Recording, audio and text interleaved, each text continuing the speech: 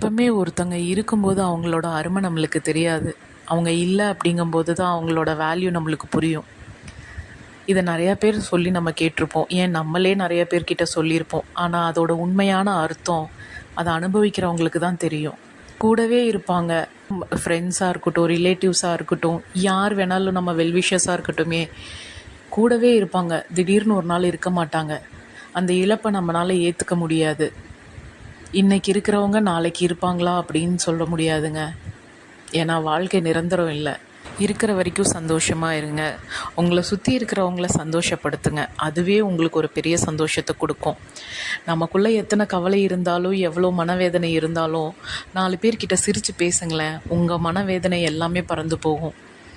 Spread love, spread happiness. இருக்கிற வரைக்கும் சந்தோஷமாக இருங்க.